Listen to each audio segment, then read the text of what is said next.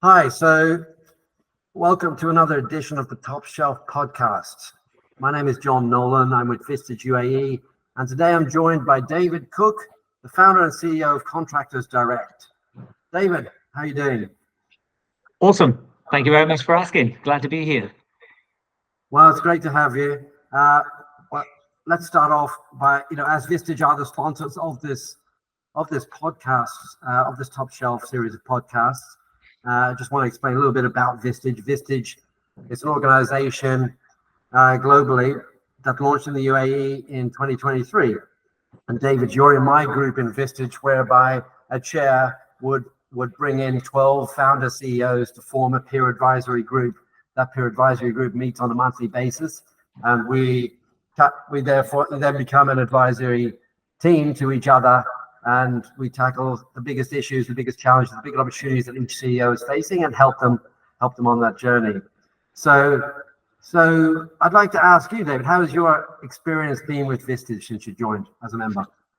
So Vistage for me has genuinely been phenomenal, and I'll tell you why.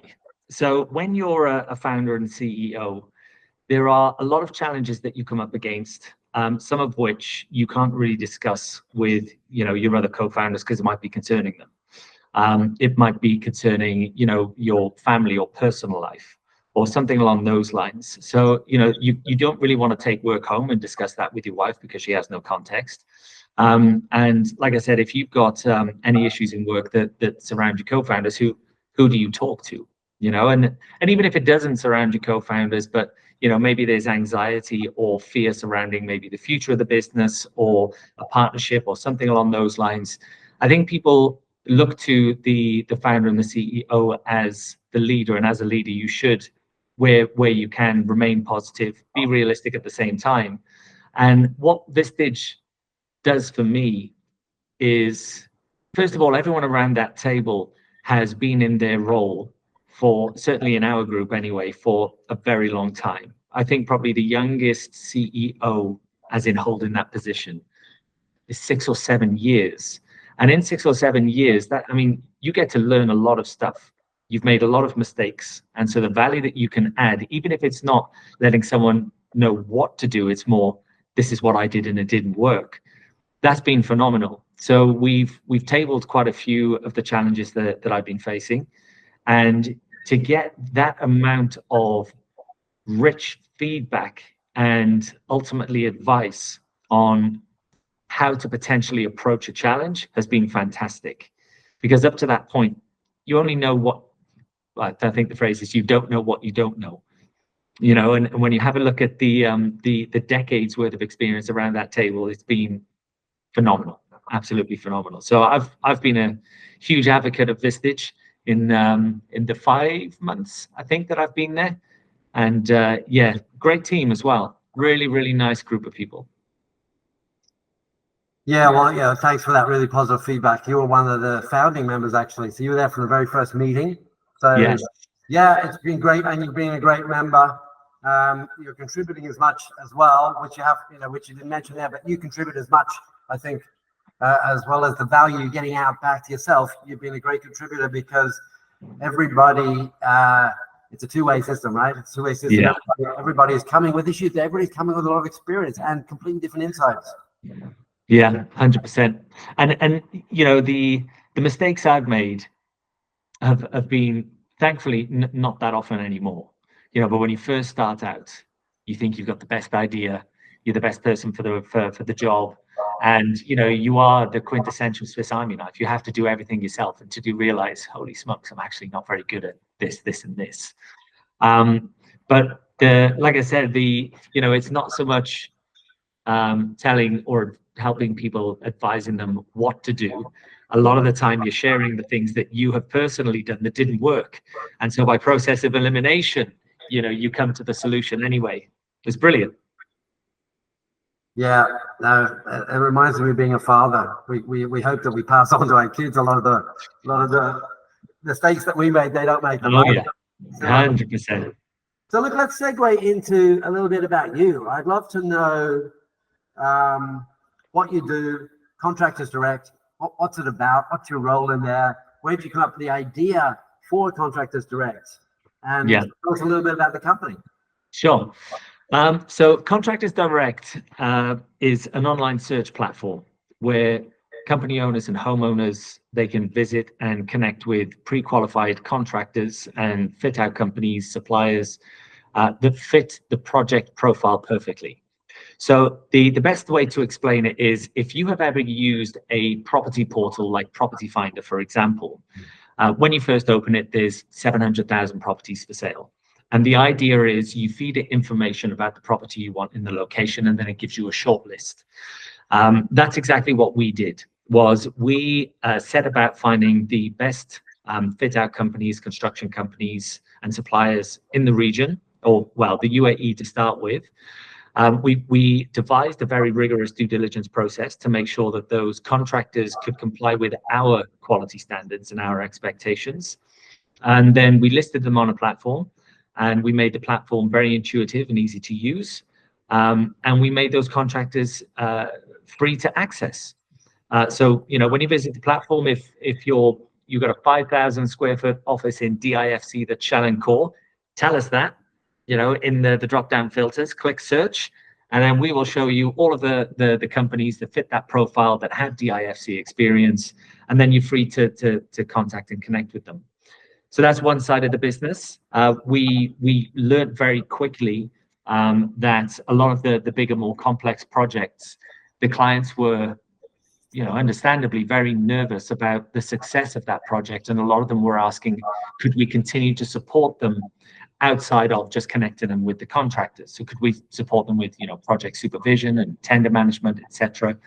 And so the other side of the business was we built out an in-house team of pros or experts with significant experience to continue to support that client once we connected them to the contractors, and help them get the best deal from the contractors, and then ultimately manage the project through to completion as well.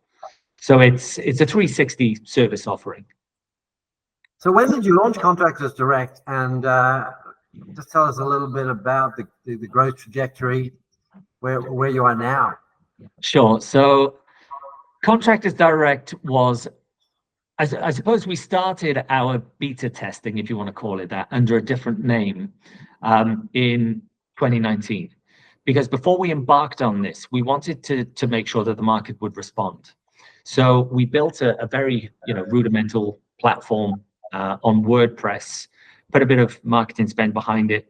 So it was tested in 2019, but it wasn't launched, perfect timing, until January 2020. And we had a fantastic 3 months until we didn't.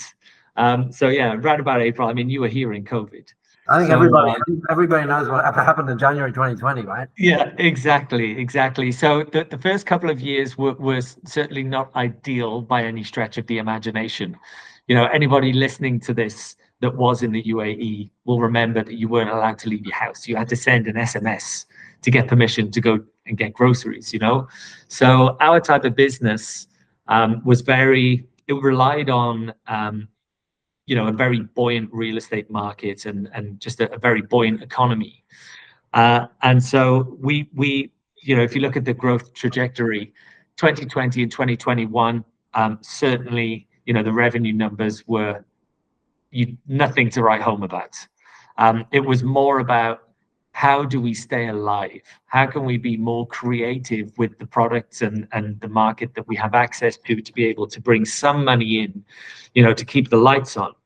Because the cool thing is that very short window of time that we had before, COVID really kicked in, the response from the market was insane. It was like, wow, we've really touched a nerve, and we're really solving a problem that no one has really attempted before. And we are cleaning up the contractor market. We're raising the bar on quality. So we knew that it would be a success, but what we didn't understand at the time, no one did, was how long COVID would really last. But more importantly, how long the COVID hangover would last. Because it wasn't really until 2022 when companies got comfortable spending again. And even then they weren't spending in the same league as what they were before. So if you look at a typical office renovation, if you're taking it from shell and core to a functional environment, pre-COVID, companies were very comfortable spending $120, $140 per square foot. In 2022, they weren't even getting to 100. They were like, right, okay, well, the market seems to be adjusting, but we don't want to blow our budget or invest too much in space just in case something we end up working from home again. So 2022, we still finished in profit, which was nice. The year gradually got better. So Q4 in 2022 was great. And then that took us into 2023. 2023 was a phenomenal year for us, for multiple reasons. Number one, there was obviously a huge spike in residential transactions. And that's, come through into 2024 as well. So we were picking up an awful lot of, high-end residential work, which was wonderful. The commercial markets, there was new budgets, and companies now were ready. This is 2023 now. Companies were ready and willing to spend good money on building an environment and an office that reflected their brand and made their staff comfortable. And we were, I think we turned over 3 times more in 23 than we did in 22. Finished the year on a good profit margin. And in 2024, the growth has continued. So by the time, the sun goes down, by the end of August, we should have hit our revenue or exceeded our revenue that we did in 2023.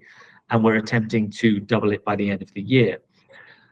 So the cool thing is that will be aided by our entry into the Saudi market, which we're anticipating the launch will be in October. So the press release goes out in September, and then the full launch will be in October. So yeah, there's lots of things happening, lots of really, really cool things. We're rebranding. We've just done a redesign of the website as well. So when people are using the platform, the communication and the messaging is a lot clearer. And it's even more intuitive than what it was before. So all of those things combined, where our expectation is that our conversion rates will go up, and we can ultimately help, add value to more people on more projects and completely de-risk as much of that project as possible. So look, you mentioned Saudi, and we're going to come back to that.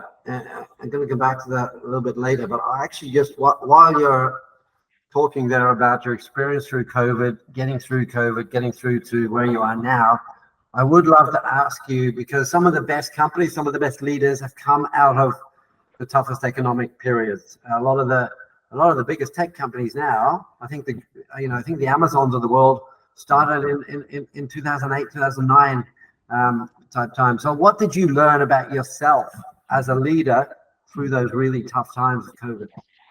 Yeah.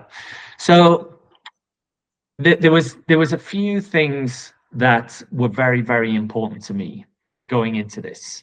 So as a leader, as the owner of the company, when you employ someone, a lot of the time they're buying into you, and they buy into you first. They buy into the business second, and the package and the remuneration third.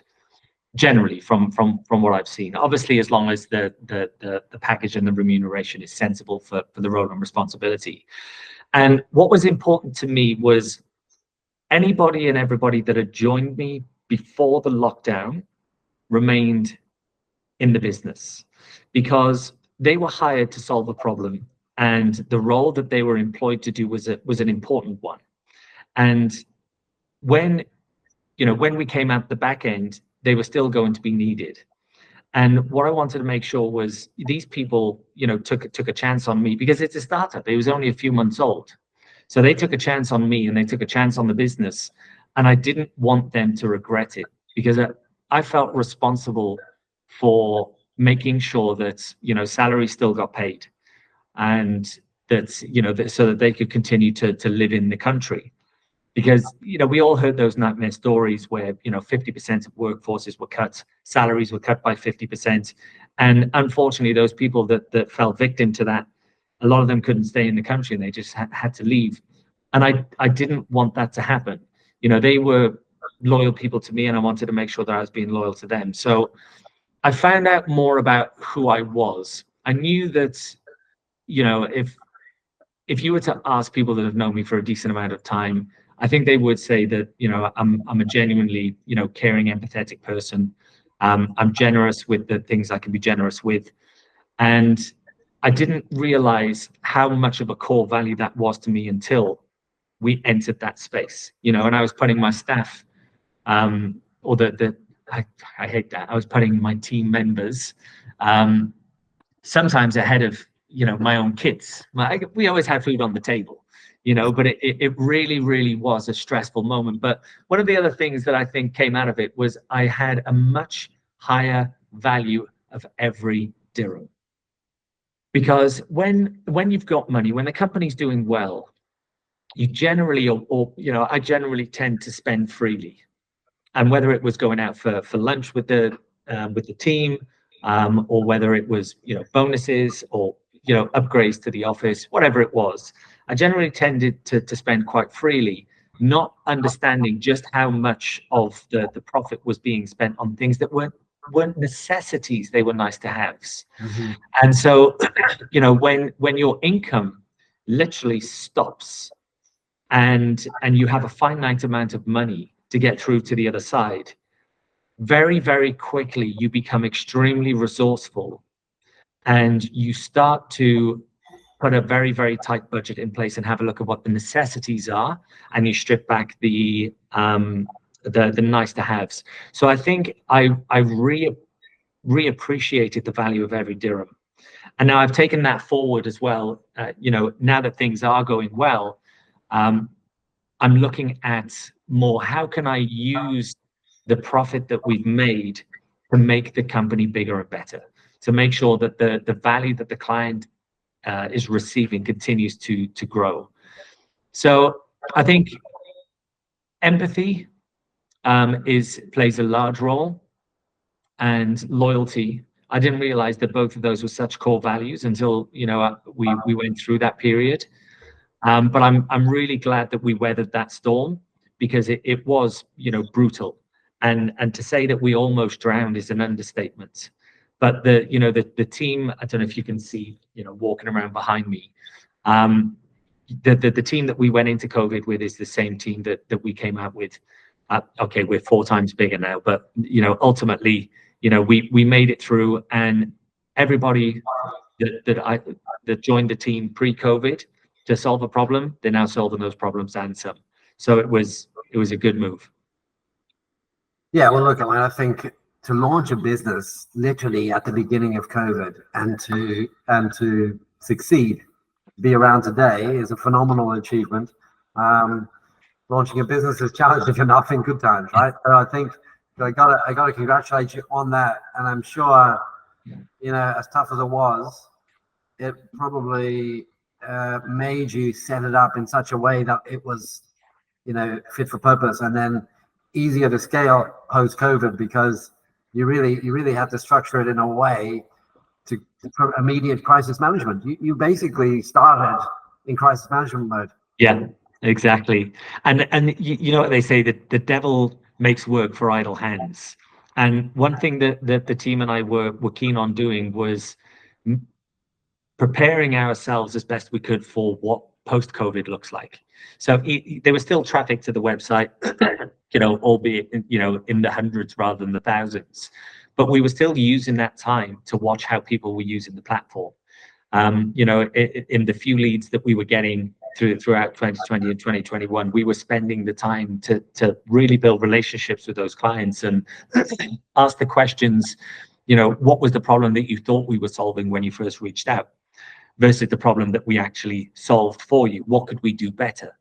Was the website intuitive? How could the website be different based on how you use it? And we were taking all of these data points and we were collating them into a little black book, knowing that, when the storm passes and the money, does start coming again, these are the fundamental changes that we need to make as quickly as possible. And I think that's largely why 2022, even though the economy hadn't recovered, as well as it had. Our conversion rate was pretty good and our revenue was pretty good, but I think that was a result of the diligence and the data collection that we did through 20 and 2021, because you can sit around and you can sulk, or you can accept the current situations, and you can make better use of your time. And I think we did that very well. Yeah, I think that's great advice, actually, that the sooner you accept the reality of the economic situation and just get on with it, Yeah, the better. I mean, the one thing we can't, the macroeconomic situation we can't change, but what you can change is what you should be focused on, not what you can't change, right? 100%. Yeah. And also, your environment. One thing that I'm anybody that's known me for a decent length of time, I'm a tremendously optimistic person. Whatever the situation is, I know that it's temporary, and that goes for good and bad. If things are really bad, I know that it has an end date. This period of whatever it is has an expiration date, and then things are going to get better. But then it's the same when things are good. When things are good, you can't take it for granted. It has an expiration date, and so you have to make the most the most out of whatever is happening today, this week, this month, and this year. And make sure that you're still living in an abundance mindset, but you're understanding that this isn't or may not last forever. So, putting the plans in place. So it was 2020 and 21, it was tough to stay optimistic. But just talking about the future with other dreamers and starting to put the plans in place for what the business could look like in 2022, 23, I think is what kept us going and kept us sane. Amazing. Look, I'd be really interested to know a little bit about your planned entry into the KSA market into Saudi. So there's a lot of companies in Dubai that have, that have definitely got great business models, or certainly great businesses that they feel would do well in Saudi. Yeah. But I think a lot of people procrastinate, are hesitant to take the plunge. But you guys are clearly going ahead with that. I mean, what have you done to plan your Saudi entry? And I know you haven't, it'd be great to come back and speak to you a year after you've been in Saudi, but it would be also good to just for people listening to understand what you've done to plan your entry into Saudi and what you've learned even just to get to where you are now. Yeah. So it's a great question, because this decision wasn't taken lightly. There's some tremendous success stories, and there's some not so tremendous success stories, which is the polite way of saying it. I think one of the most important things for us was timing, and also just making sure that the market was ready for what we've got. Because one thing that I was worried about when we launched the UAE was this is the first of its kind in the region, not just the UAE. Is the market ready for this?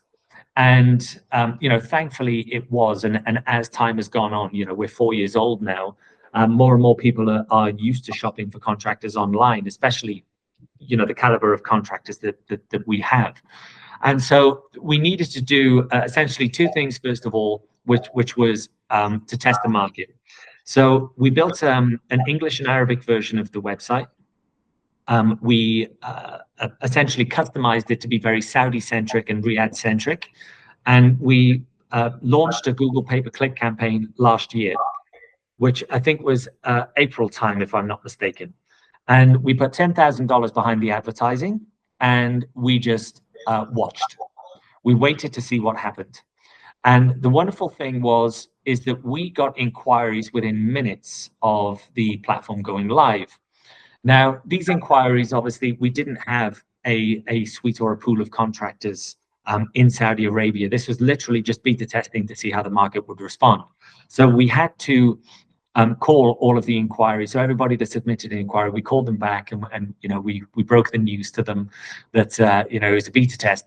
But what we found out that was interesting was a lot of the people that were submitting their information thought we were a contractor. even though the language on the website and the headline and all the rest of it was search for contractors, connect with pre-qualified contractors, whatever the language was, they thought we were a contractor, not an aggregator of quality contractors. So that was interesting. So that meant that there was a need to readdress the language that we use, and also the adverts that we use to be more clearer.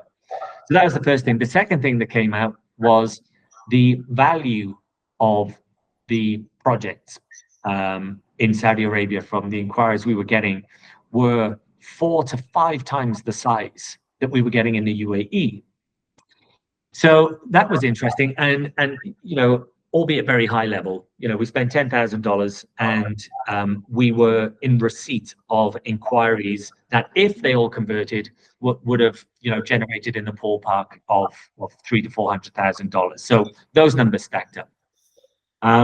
When we spoke to the clients, those that spoke English, we now have an Arabic speaker, which is great.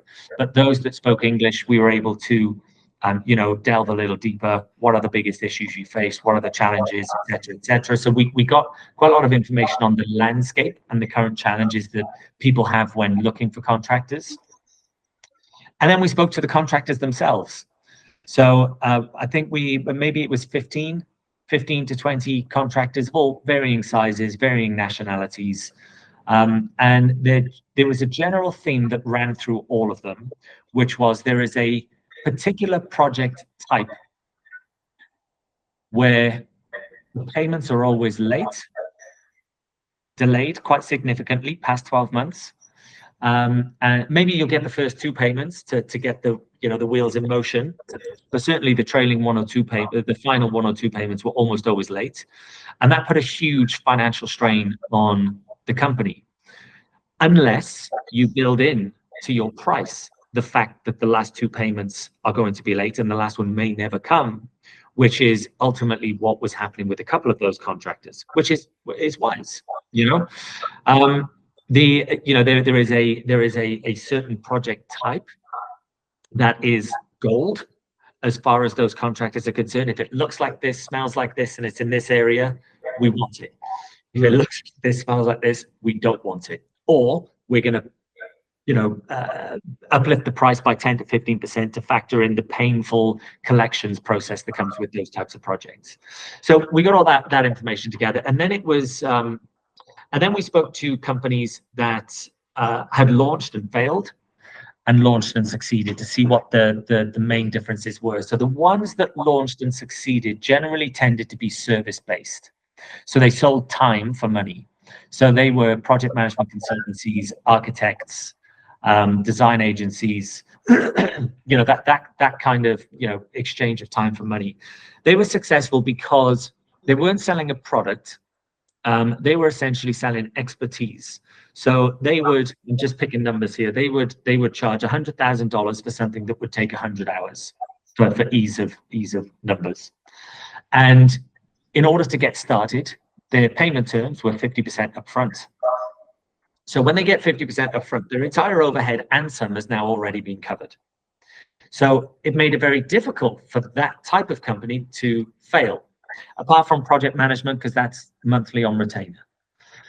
The ones that struggled the most were the ones that were selling products, which if you look at what we do, it was the fit out companies.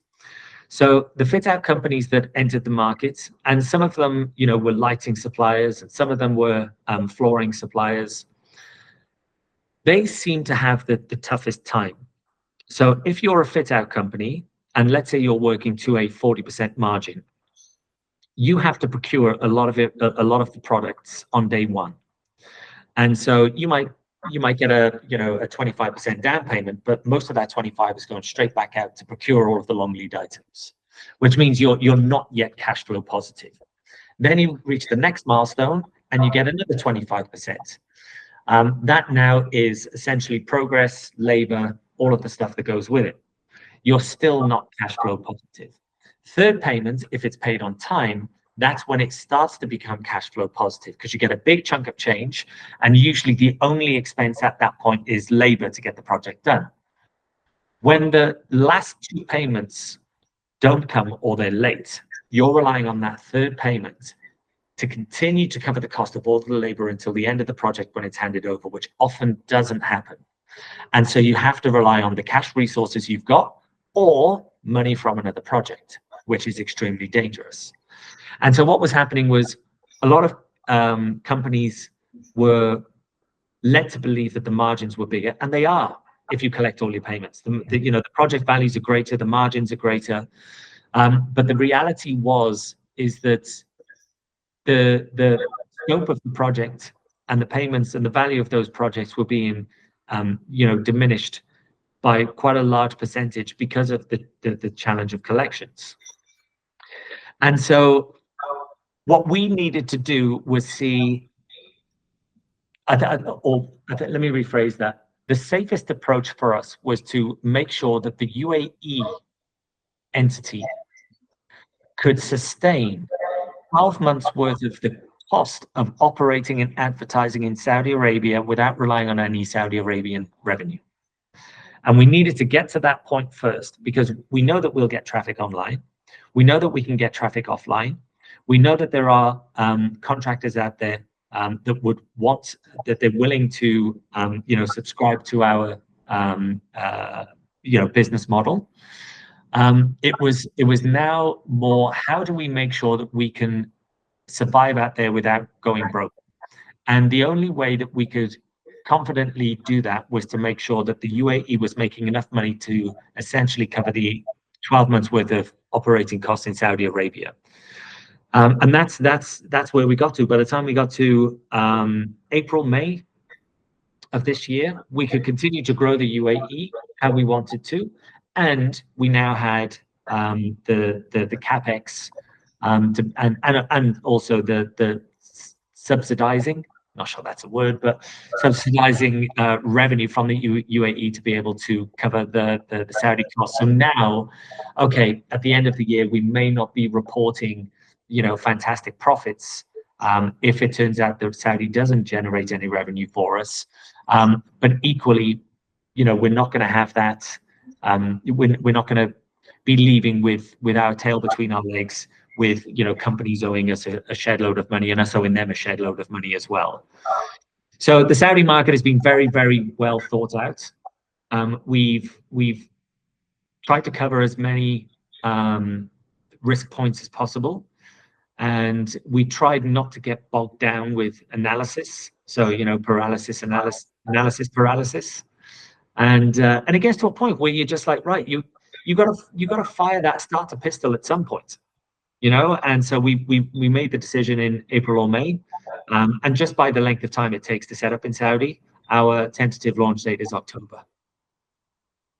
Yeah, very exciting. I mean, look, it sounds like you've put a huge amount of thought, effort, market research into that. So I think that's great advice for potential other companies looking at Saudi.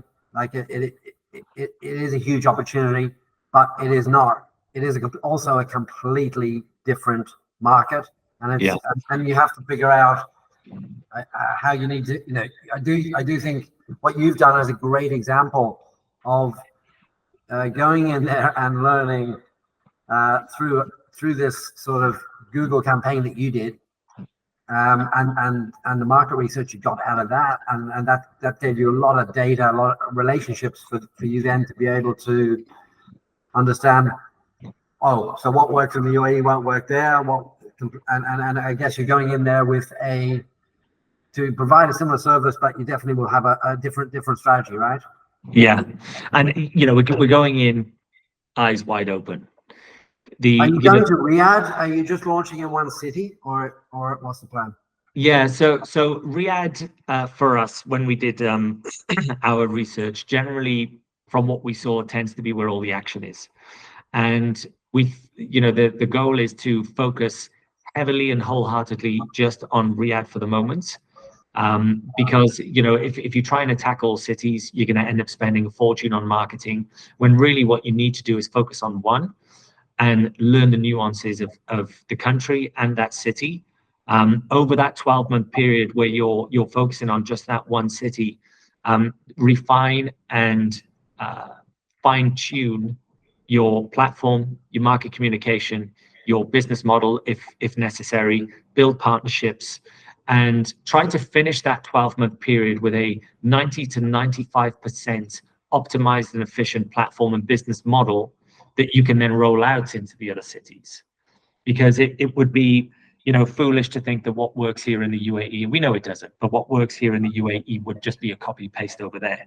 You're better off trying to make it work with one city first of all, get it as optimized as you possibly can, and then take that blueprint and drop it into the other cities. Because we're a digital first company. Okay, we serve the construction industry, but we're a digital first. So for us, it's a case of just flicking a switch, and then we will be present in all of the other cities. But what we don't want to do is end up hiring 4 times the number of people, hemorrhaging 4 times the amount of marketing and advertising budget, to find out that we're making mistakes in all of those cities, and before you know it, you're broke, and you got to come home. Yeah, look, it's great insights. As you know, I've spent a large number of years of my career in Saudi myself, so yeah. I know it very well. What I think what people don't grasp is the sheer space, the sheer size of Saudi Arabia. Like the territory is huge. So it really is three different markets: Eastern, Central, and Western are 3 different markets.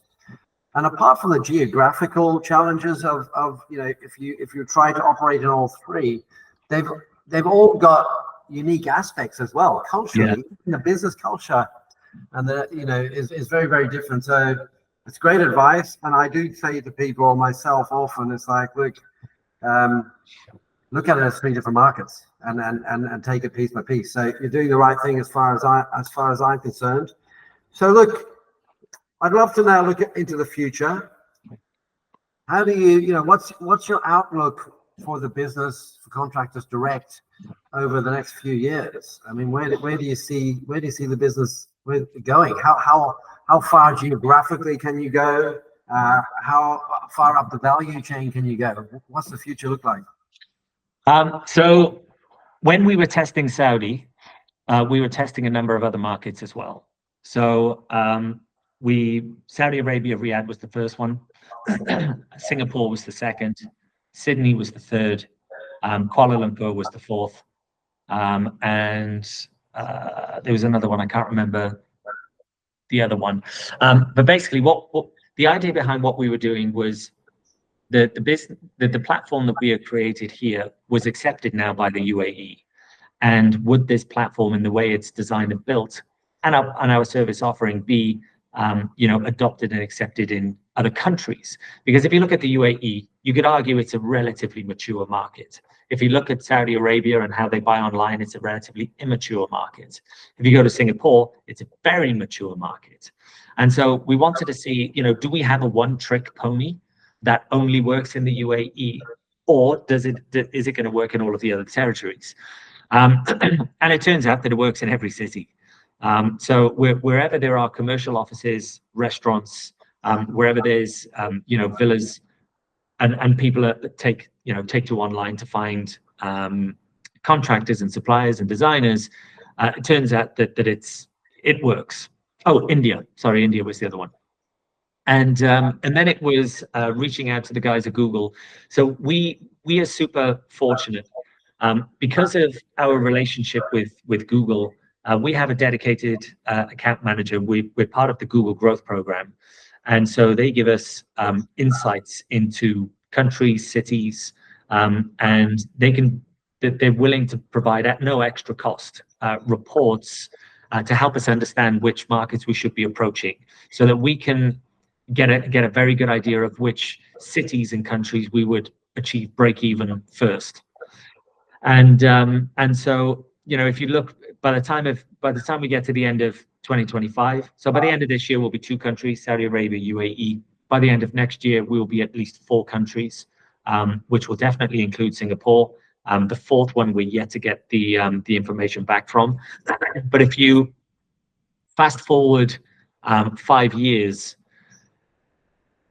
honestly, I don't even think we'll own the company by that point. What we've done, what we're doing, the speed that we're growing, and the the markets that we're disrupting, the speed at which we can get market share is just unreal, genuinely unreal. We're going to end up, appearing on the radar of, family offices, private equity firms. There's a very, very big competitor of ours. I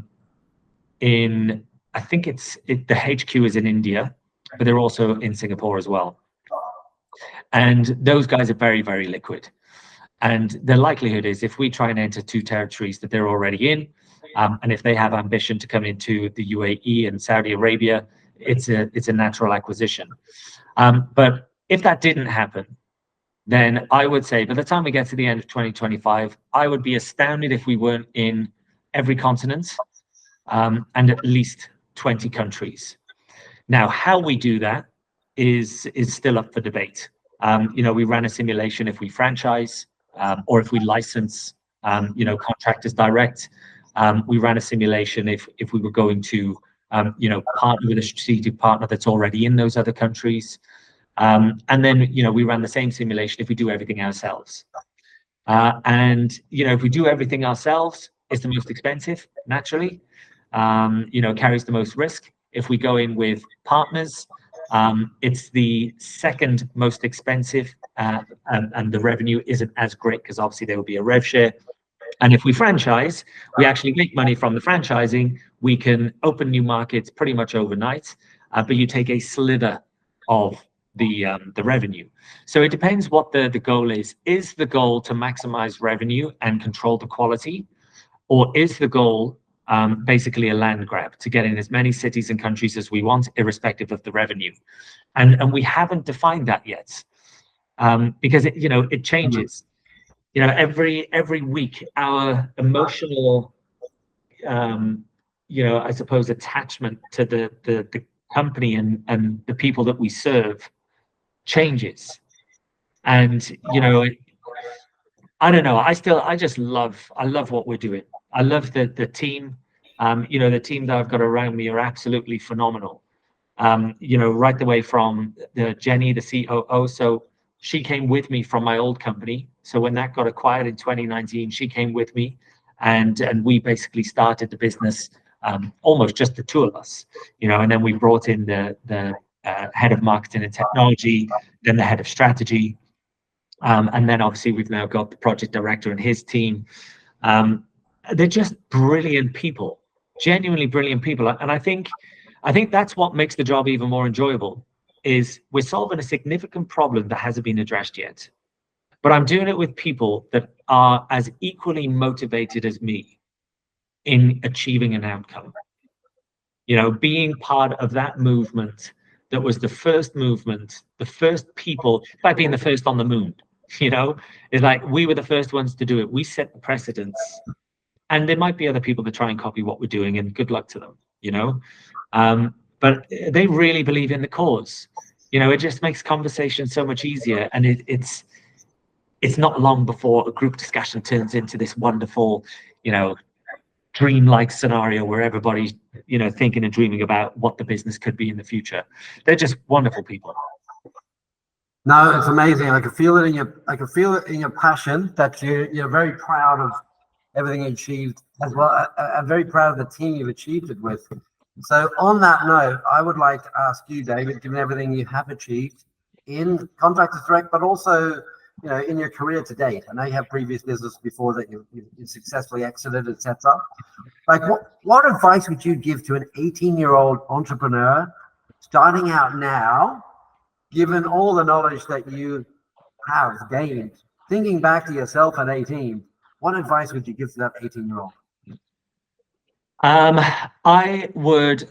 My first advice would be, choose something that you love doing, or service an industry that you love, because then it doesn't matter how hard the job becomes, it will still be enjoyable. So that would be the first thing. Don't go after the next new shiny object just because you think you're going to make squillions. Stick to what you know and stick to what makes you feel happy, because that's where fulfillment is. And if you've got to pull a 16-hour day, the 16 hours will go like that and it won't feel like work. So that's the first thing. The second thing I would say is, try to, if it's at all possible, get a job, a salary paying job, and learn how, if you can, a business operates. So try and, if you can, speak to the CEO, COO, whatever, see if they're willing to coach you and be a mentor, and have them coach and mentor you for 6 to 12 months, whatever it is. Save up as much money as you can and start your new business, whatever you think it's going to be, as a side hustle. Because if you can prove concept, on your lunchtime and when your working day ends and on weekends, you can then refine what you think your business is or what your product is using someone else's money. Technically, it's yours, you've earned it, you're an employee. But get to a point where you're using your income from employment to actually build your business on the side, so that you can understand who your market is, how they buy, what your product is, why it's different, and understand what marketing channels work best for you. Then what will eventually happen is your side hustle will either demand more time or it'll be making more money than your actual job. But at that time, you'll be able to comfortably and confidently be able to resign. You can thank your CEO for all the support that he or she has given you in mentoring you. And then you've got a revenue generating business. And then I would say that the third thing is probably just be very careful about how you advertise and how much you spend, because a lot of people are waiting to take your money off you. But if you can, like, Google's fantastic, and Google has been wonderful for us because it's all measurable. That how much you're spending, how many visitors there are, how many clicks, how many everything. So you can almost, to a degree, plan how much revenue you can make based on how much you spend. But try to avoid billboard advertising unless it's been physically proven or demonstrated that your product or service performs really well with billboards. They're horrendously expensive. And just figure out what works for you. Because if you're not making more money than you're spending, then it's not working from an advertising standpoint. And then outsource what you can. There's in the early days, I was outsourcing so much because we couldn't afford to hire people to do that role. When we came out the back end of COVID, we had next to no money, next to no revenue, and we had to build from the ground up. So anything that we needed to do from a design perspective or anything along those lines, it was being outsourced. We went to Fiverr. We found great consultants on there. So what would cost you maybe $5,000 in the UAE was $500, and you still get a fantastic service. There's many smart ways to work on building your business and your brand and your sales without spending a fortune. And don't buy stupid stuff. I had to catch myself then. You see so many kids that they've just made $100,000 on a deal, whatever that deal is, and then they go out and they buy, they just buy a car and a watch, and it's a depreciating asset. If you roll that $100,000 back into your business, you'll soon realize it becomes 200. And then you roll in that 200, you soon realize it becomes 400. I'm not saying you can't have that stuff, but I think it was Jay-Z. He said, if you can't buy it twice, you can't afford it. So, that's a great rule to live by. Yeah, that's a great quote. That's a great quote. Yeah, and since COVID, we were very, very, very comfortable pre-COVID. And then, like I said, I learned relearned the value of the dirham after. And even now, if we can buy it twice, I probably still won't buy it, because we're building a business, we're building an empire, and there are certain responsibilities that we have to each other as founders, and that I have to my family as a dad and a husband. And so, until we find ourselves in a very, very comfortable position, all luxury purchases are off. Yeah, look, great advice. Really good advice. I think a lot of people have seen the light post-COVID or through COVID. They realized how little,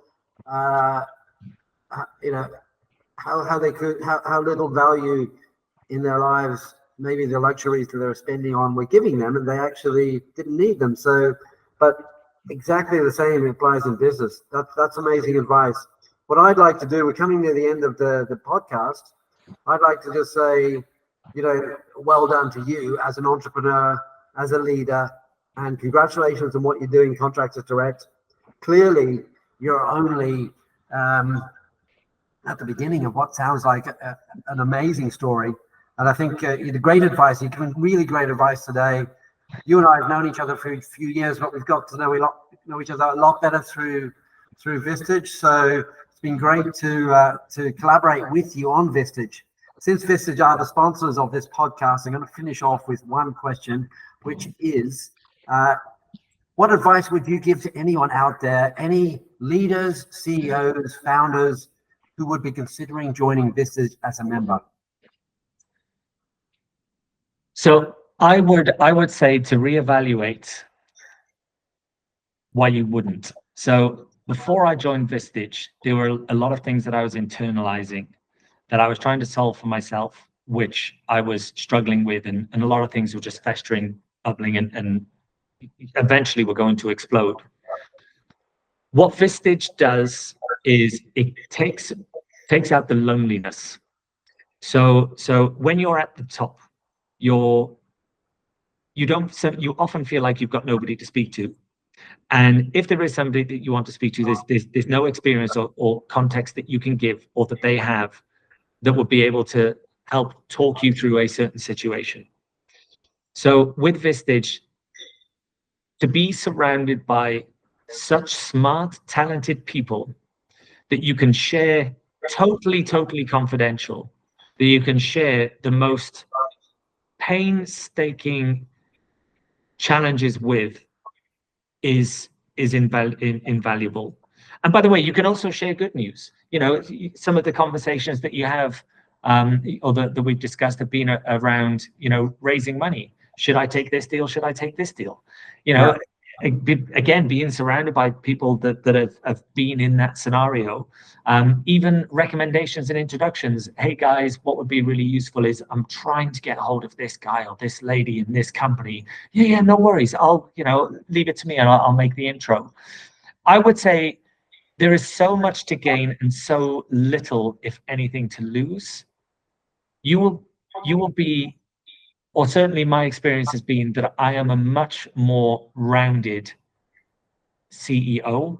My knowledge of the role and people and how certain things function has increased tremendously. So you've just give it a go, bite the bullet, do it. It's worth it. Super. So look, David, thank you so much for an amazing chat today. Really enjoyed that. Thank you, mate. Really appreciate it. It's nice to be on. And good luck with everything. Thank you. Appreciate it. Thanks a lot, John. Really do. And thank you very much to Vistage as well for putting this platform together. It's fantastic. Super. Thanks, David. Brilliant. All right, I'll see you soon. Thank you very much, John. See you now. See you later. Take care.